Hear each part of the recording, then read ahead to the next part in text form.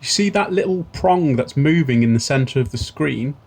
Well, it's part of the spring mechanism that counteracts the force of the governor flap on that valve. And if that spring can't be compressed or is broken and isn't pressing against that post, then your engine speed is going to be all over the place because it can't maintain the right throttle opening. So you need to get that spring either repaired or seated correctly or replaced.